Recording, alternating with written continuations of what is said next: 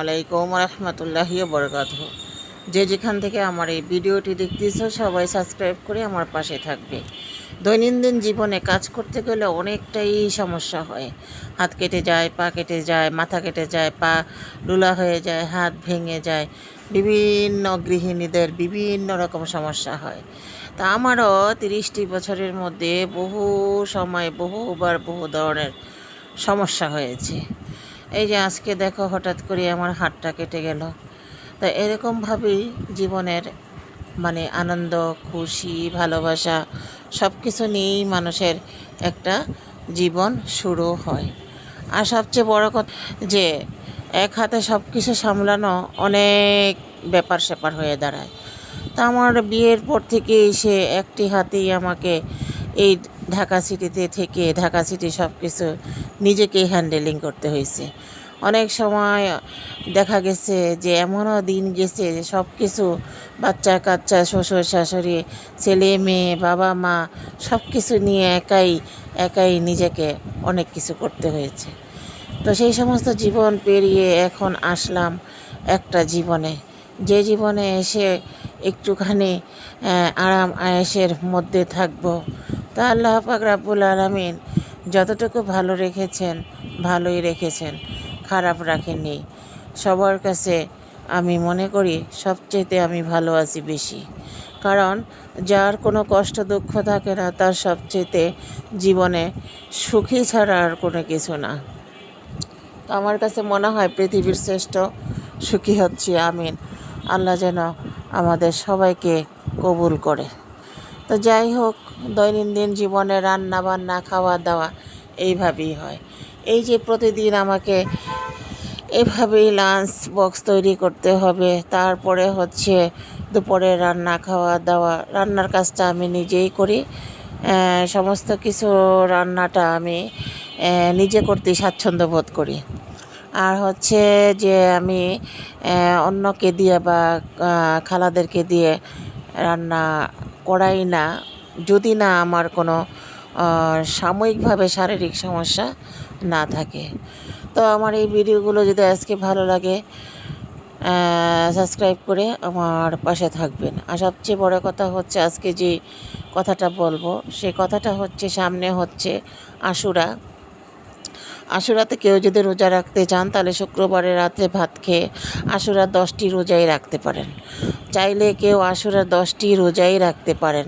তারপরও যার যার ইচ্ছা, কেউ 2টা 3টা 5টাও রাখে। তবে আমি চেষ্টা করি যদি শরীর স্বাস্থ্য ভালো থাকে তাহলে আমি সেই ক্ষেত্রে 10টি রোজাই রাখার জন্য চেষ্টা করি। যেহেতু আমরা মুসলিম, মরতে তো আমাদের হবেই। মরণ ছাড়া আমাদের কোনো উপায় নেই।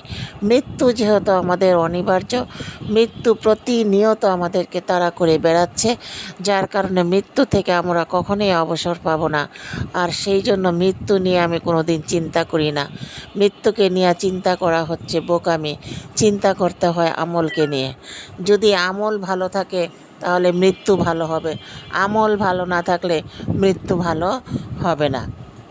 এই জন্য আমি বলবো, যেহেতু আমরা যে যেখানে মুসলিম নারী নর আছি, নর নারী বা পুরুষ মহিলা যে যেখানে আছি না কেন, অন্তত কিছু কিছু নফল ইবাদত করার জন্য চেষ্টা করব। যদিও না পারি চেষ্টা করব, একান্তভাবে চেষ্টা করব। তা আসছে বৎসরের আরবি মাসের বৎসরের প্রথম তারিখ হচ্ছে মহরমের 1 তারিখে।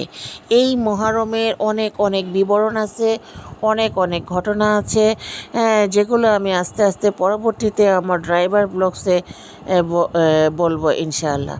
তো এটা যেহেতু রান্নাবান্নার ভিডিও তাই আপনাদের সাথে একটু শেয়ার করলাম।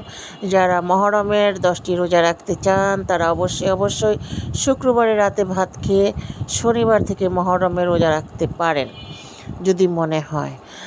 আর দ্বিতীয়ত কথা হচ্ছে, এইভাবে পাকের ঘরে ধারালো বটি দিয়ে হাত কাদের কেটে যায়, হাত পুড়ে যায়, কাপড় পুড়ে যায়, গামছা পুড়ে যায়, ওড়না পুড়ে যায়, জামা পুড়ে যায়, কার কমেন্ট বক্সে জানিয়ে দিবেন। তারপরে দ্বিতীয়ত হচ্ছে কার মাছের তেল দিয়ে হাত পুড়ে যায়, মাছের তেল পায়ে পড়ে যায়, হাত পুড়ে হাতের অবস্থা খারাপ হয়ে যায়। সেটাও কমেন্টে জানিয়ে দিবেন। দক্ষ মায়েরা যখন রান্না করেন তখনই তাদের এই ধরনের অবস্থা হয়ে থাকে। শুধু তাই না, পৃথিবীর যত মায়েরা আছে, মা হাওয়া থেকে ধরে বর্তমানে যত মায়েরা আছে, প্রত্যেক মায়েরই পাকের ঘরে কোনো না কোনোভাবে এইভাবে কষ্ট পেতে হয়।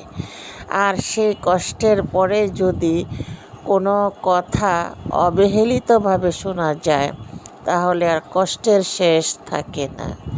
তো যাই হোক, দোয়া করবেন আমাদের জন্য, আমরা যেন ভালো থাকি। আমরাও আপনাদের জন্য দোয়া করব।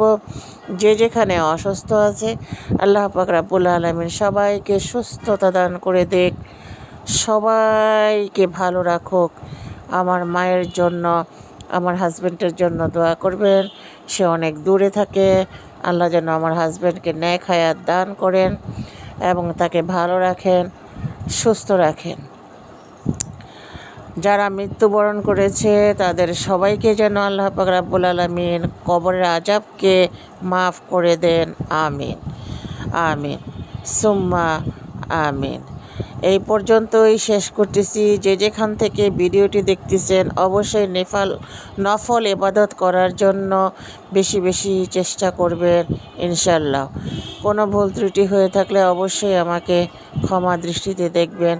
আবারও বলছি, আমার অসুস্থ মায়ের জন্য সবার কাছে অন্তরের অন্তরস্থল থেকে দোয়া চাচ্ছি। আমার মায়ের জন্য দোয়া চাচ্ছি, আমার মায়ের জন্য দোয়া চাচ্ছি। সবাই ভালো থাকবেন, সুস্থ থাকবেন। আসসালামু আলাইকুম ওয়া রাহমাতুল্লাহি ওয়া বারাকাতুহু। সুন্দর করে ওযু করে তারপরে বলে আশহাদু আল্লা ইলাহা ইল্লাল্লাহু ওয়াহদাহু লা শারীকা লাহু ওয়া আশহাদু আন্না মুহাম্মাদান আবদুহু ওয়া রাসূলুহু। এই দোয়া পড়ে তাহলে 8টি জান্নাতের সব দরজা খুলে দেওয়া হয়েছে। যেটা ভালো লাগে সেটা।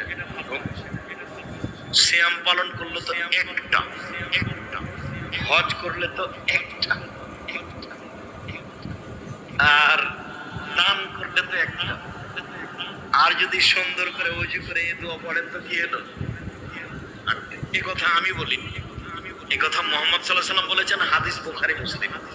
যে কোনো পুরুষ নারী ওযু করে, সুন্দর করে ওযু করে তারপরে বলে আশহাদু আল্লা ইলাহা ইল্লাল্লাহু ওয়াহদাহু লা শারীকা লাহু ওয়া আশহাদু আন্না মুহাম্মাদান আবদুহু ওয়া রাসূলুহু। এই দোয়া পড়ে তাহলে 8টি জান্নাতের সব দরজা খুলে দেওয়া হয়। ওয়াকাফা ওয়া সালামুন আলা ইবাদিহিল্লাযীনা ইসতাফা আম্মা বাদ। ফাউযু বিল্লাহি মিনাশ শাইতানির রাজীম।